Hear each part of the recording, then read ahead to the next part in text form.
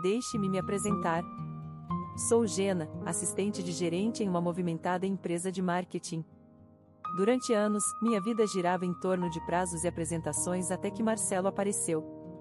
Nos conhecemos em um evento corporativo, onde ele era o palestrante principal falando sobre designs arquitetônicos inovadores. Ele era confiante, algo que me atraiu imediatamente, mas o que realmente me cativou foi seu sorriso despretensioso ao falar sobre seus projetos. Um ano após esse encontro, eu não estava apenas participando de outra conferência, mas também planejando um casamento. Marcelo me pediu em casamento inesperadamente durante um jantar tranquilo em casa, um contraste marcante com a persona pública que conheci. Casamos em uma pequena cerimônia e me mudei para a casa que ele compartilhava com sua mãe, Susan. Susan era uma mulher pequena com traços afiados e uma língua ainda mais afiada. No dia da mudança, ela me cumprimentou avaliando-me criticamente enquanto eu carregava minhas caixas para dentro. Certifique-se de que essas caixas não arranhem o chão, instruiu ela com uma voz severa.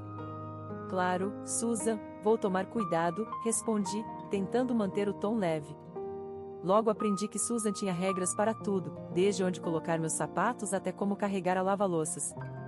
Afinal, era a casa dela e eu queria causar uma boa impressão. Viver com a sogra poderia ser desafiador, mas eu estava determinada a fazer dar certo. Não eram apenas as regras, havia também os jantares de domingo, quando Susan contava histórias de como criou Marcelo sozinha, um esforço monumental após a partida do marido, que aconteceu depois da morte da filha deles. Às vezes, ela olhava para longe, com a voz mais baixa. Foi difícil criar um menino sozinha, mas conseguimos, não é, Marcelo? Marcelo assentia, passava as batatas e mudava rapidamente de assunto. Sentia que essas histórias eram a maneira de Susan me lembrar de seus sacrifícios. Em uma noite particularmente fria, enquanto Marcelo estava atrasado no trabalho novamente, Susan e eu nos encontramos sozinhas. Ela estava na cozinha mexendo uma panela de seu famoso ensopado de carne e eu decidi me juntar a ela, tentando quebrar o gelo. Posso ajudar com alguma coisa? Ofereci. Ela olhou por cima do ombro e apontou para a salada. Vista isso e não encharque de vinagre como da última vez. Suas palavras me machucaram um pouco, mas mantive o sorriso. Vou acertar desta vez. Enquanto misturava a salada, Susan continuou sua narrativa sobre o passado. Marcelo sempre foi uma criança sensível, precisava de mais cuidados do que a maioria dos meninos. É bom que você esteja aqui agora, talvez você consiga lidar melhor do que eu. Suas palavras eram uma mistura de esperança e desafio. Adaptar-se à vida com Susan e Marcelo provou ser uma dança complexa de limites pessoais e espaços compartilhados. Os primeiros dias foram difíceis, com Susan observando cada movimento meu pela casa. Mas, com o tempo, comecei a encontrar meu ritmo e, curiosamente, eram os momentos em que Marcelo estava fora que nos aproximavam. Em uma tarde preguiçosa de sábado, enquanto Marcelo estava em uma de suas frequentes viagens de negócios, Susan me convidou para tomar um café. A sala de estar era aconchegante, um contraste marcante com o frio formal que Susan geralmente exalava. Sente-se, Jenna. O café está quase pronto, chamou ela da cozinha. Obrigada, Susan, respondi, sentando-me no sofá macio e tentando me sentir confortável entre as almofadas bordadas. Susan se sentou em frente a mim, estudando-me por cima da xícara. Marcelo me disse que você está lidando com um novo projeto no trabalho, disse ela, com um tom mais curioso do que intrusivo. Sim, é um grande projeto, muitas noites em claro pela frente, respondi, apreciando o esforço dela em falar sobre algo além das tarefas domésticas. Susan assentiu, então sua expressão mudou como se tivesse decidido algo. Jenna, sei que tivemos nossos, digamos, ajustes, mas quero que você saiba que estou feliz por ele ter escolhido você. Suas palavras me surpreenderam. Obrigada, Susan, isso significa muito. Tomamos nosso café em um silêncio mais confortável do que antes, o ar entre nós mais leve. Marcelo já lhe contou sobre a irmã dele? Perguntou Susan de repente, colocando a xícara na mesa. Não muito, admiti, curiosa sobre a história da família que Marcelo raramente mencionava. Susan se recostou, com um olhar distante. Foi um período difícil. Perdê-la mudou tudo para nós. Eu só posso imaginar, disse suavemente, percebendo a dor por trás das palavras dela. Susan balançou a cabeça levemente. Você nunca supera algo assim, mas aprende a viver, suponho. É por isso que tenho sido dura com você. Precisava saber se você poderia lidar com esta família, com todas as suas cicatrizes. Sua honestidade era inesperada, mas bem-vinda. Estou aqui para ficar, Susan. Quero fazer isso dar certo para todos nós. Ela sentiu, com um leve sorriso atravessando seu rosto. Estou contando com isso. O pai de Marcelo nunca superou a perda. Ele culpava Susan pela morte da filha, dizendo que ela deveria ter sido mais cuidadosa, feito algo diferente, mas não havia nada que ela pudesse ter feito, nada para prever. Isso nos destruiu e ele foi embora pouco tempo depois. A partir daí, nosso relacionamento tomou uma nova dimensão. Não se tornou perfeito de uma hora para outra, mas havia um respeito mútuo se formando. Às noites muitas vezes nos encontravam na cozinha juntas, onde Susan me passava a tigela de salada sem uma crítica e eu cuidava da delicada porcelana com cuidado, sem precisar ser lembrada. A vida na casa de Susan se estabilizou em uma rotina confortável em sua previsibilidade. Eu ainda passava longas horas no trabalho, mas agora havia mais para voltar para casa. Em uma noite em particular, descobri algo que mudaria nossas vidas para sempre. Eu estava grávida. A realização me atingiu como um trem de carga. Eu estava prestes a ser mãe. Empolgada e nervosa, comprei alguns testes para ter certeza. Cada um confirmou o que eu já sabia: nossa família estava prestes a crescer. Planejei como dar a notícia a Marcelo, imaginando um momento perfeito e alegre. Naquela noite, quando ele chegou do trabalho, eu tinha preparado seu prato favorito, espaguete com almôndegas. A mesa estava posta, as velas acesas, e eu mal podia conter minha empolgação. Oi, amor, algo cheira bem, disse Marcelo, afrouxando a gravata ao entrar. Sente-se, tenho novidades, falei, com a voz trêmula de nervosismo. Marcelo levantou uma sobrancelha, um sorriso brincando em seus lábios. Boas notícias, espero. Assenti, entregando-lhe uma pequena caixa que eu havia embrulhado. Dentro estava o teste de gravidez positivo. Vamos ter um bebê, disparei antes que ele pudesse abrir. O sorriso de Marcelo vacilou. Ele parou, olhando para o teste e depois para mim. Uau, isso, estamos prontos para isso? Sua reação não foi o que eu esperava. Acho que estamos. Quero dizer, sei que não planejamos isso agora, mas estou feliz, Marcelo. E você? Ele suspirou, passando a mão pelos cabelos. Não é que eu não esteja feliz, Jen, é só que bebês são uma grande responsabilidade e precisam de muita coisa e nós podemos fazer isso, interrompi, tentando manter a voz firme. Eu ainda vou trabalhar, vamos dar um jeito, sempre damos. Marcelo assentiu lentamente, ainda sem olhar diretamente para mim. Sim, claro, vamos dar um jeito. É só muita coisa para assimilar, sabe? O jantar continuou, as velas queimando até o fim, e a empolgação inicial que senti se atenuou sob o peso da aceitação hesitante de Marcelo. Era claro que tínhamos muito a discutir e resolver. No dia seguinte, após uma noite de pouco sono e muitas reflexões, Marcelo me entregou uma lista durante o café da manhã. Era detalhada, delineando tudo o que ele achava que precisava ser abordado antes e depois da chegada do bebê. Olhei a lista: quartos separados após o nascimento do bebê, horários para as mamadas noturnas, ajustes no orçamento. Tudo isso deveria ser feito apenas por mim, Marcelo? Isso parece ser só meu bebê, não nosso, disse, tentando conter a frustração na minha voz. Marcelo não respondeu imediatamente, sua mandíbula apertando. Bem, de nós dois, você é quem mais quer esse bebê, então é justo.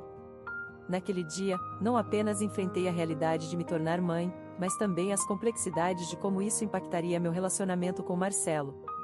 Estava claro que, embora esse bebê fosse parte de nós, o caminho adiante não seria sem desafios. Conforme minha gravidez progredia, a atmosfera em casa começou a mudar sutilmente. Eu esperava alegria ou pelo menos um crescente senso de expectativa compartilhada, mas, em vez disso, havia uma tensão, particularmente de Susan.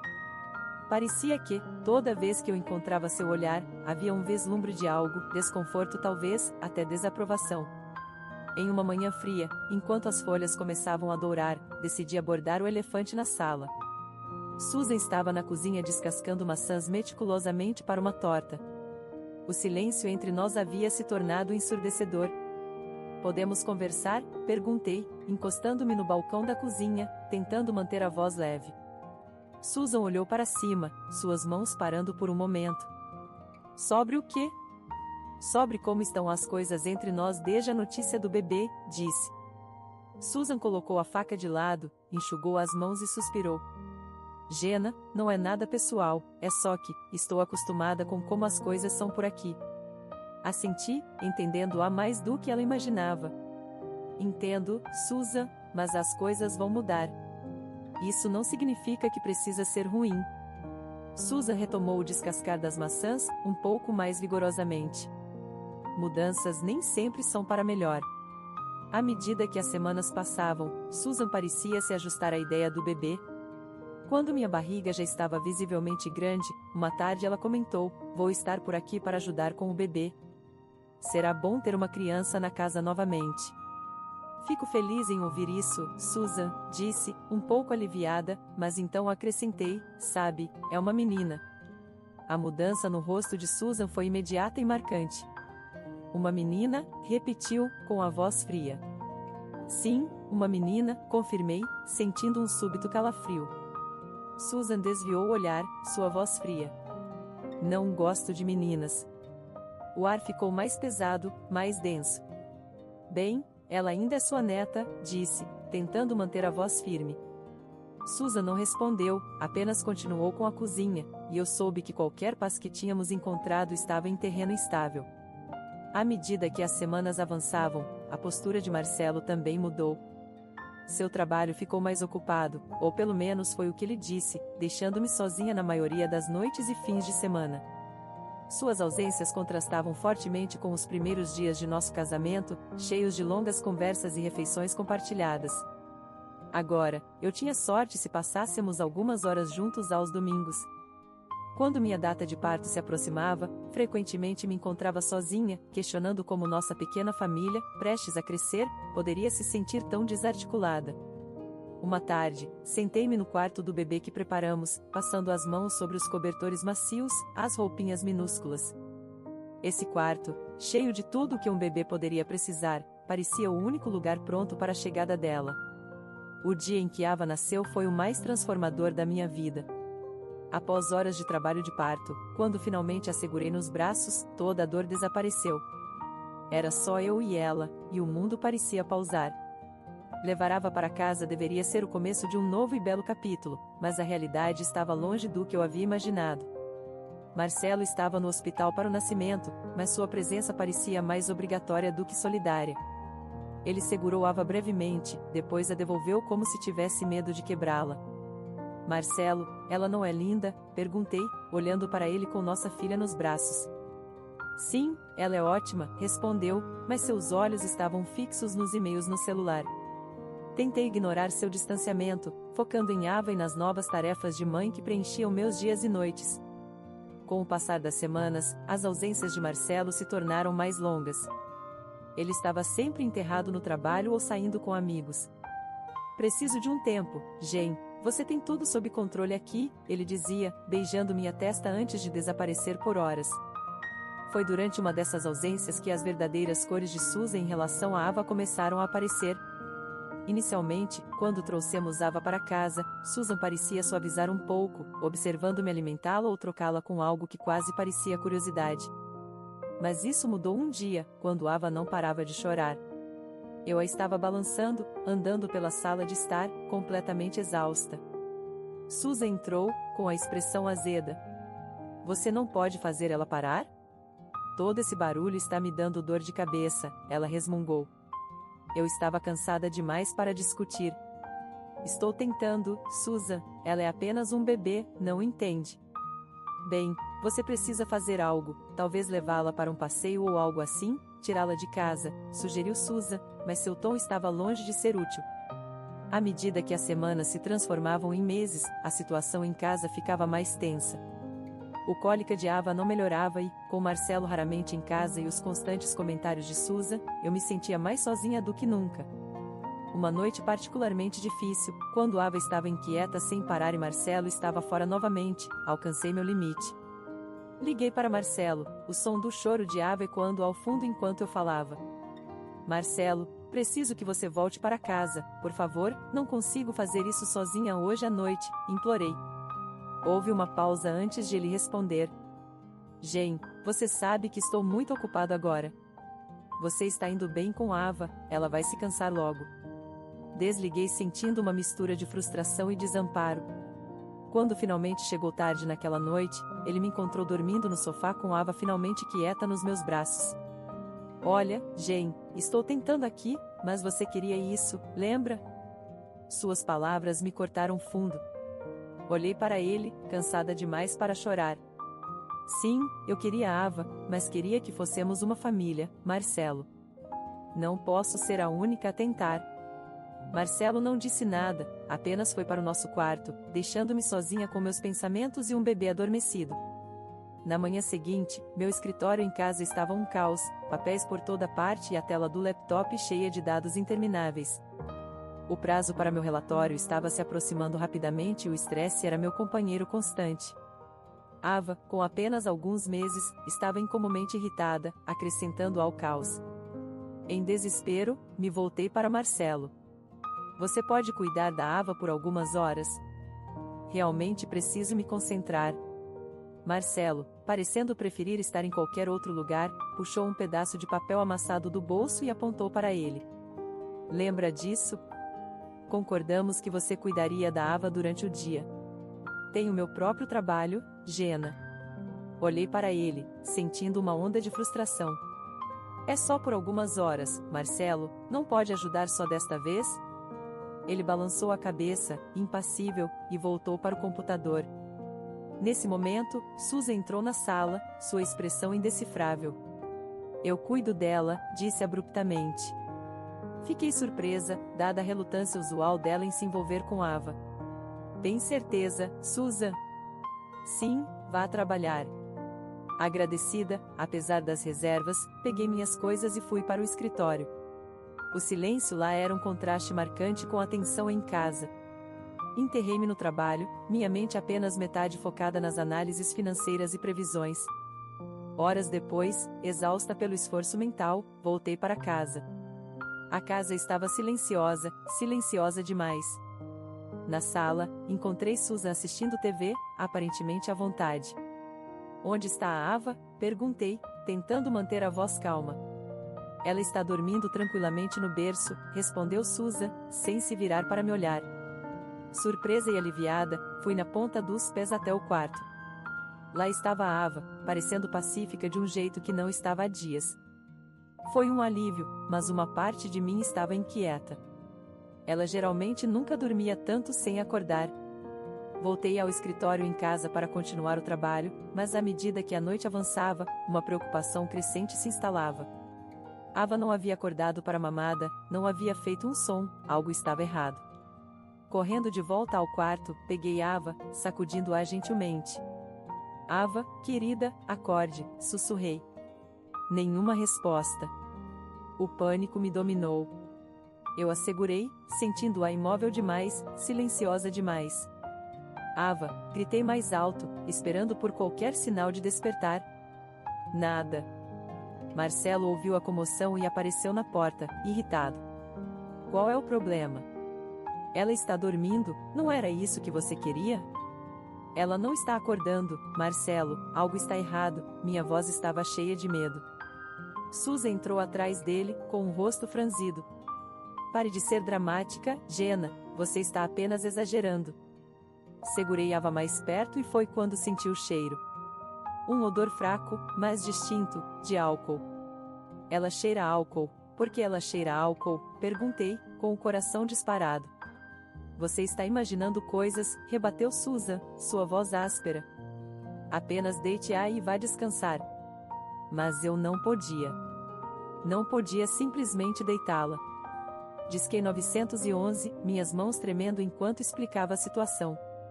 Cada segundo parecia uma eternidade esperando pela ambulância, segurando Ava, rezando para que ela se mexesse.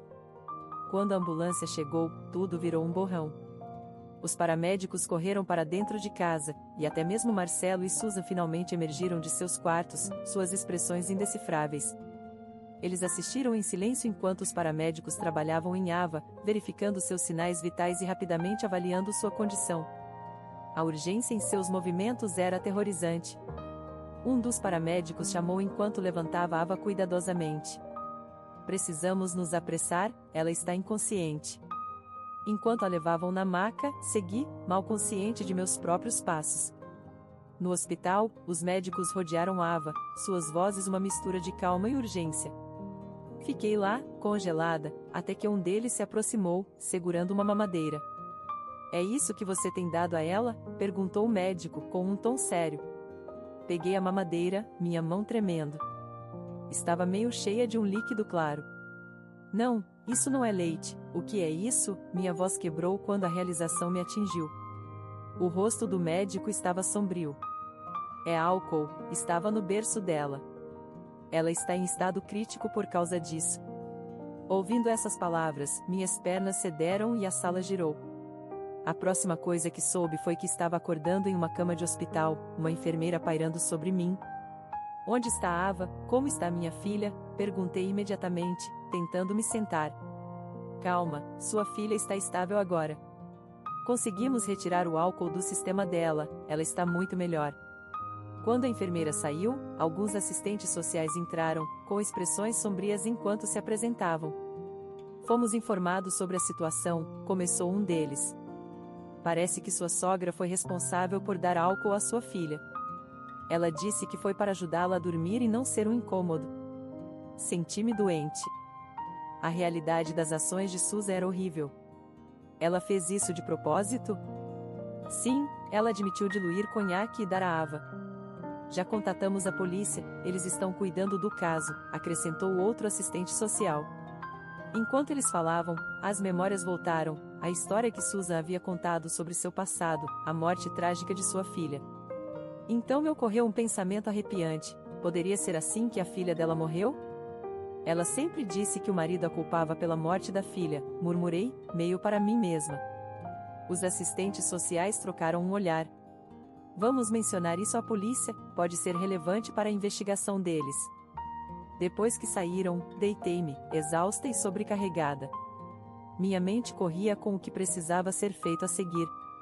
Não era apenas sobre se recuperar deste pesadelo, mas proteger Ava para nunca mais passar por algo assim.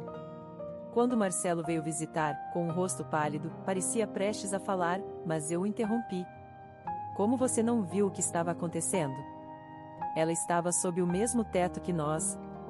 Eu não sabia, ele gaguejou, olhando para longe.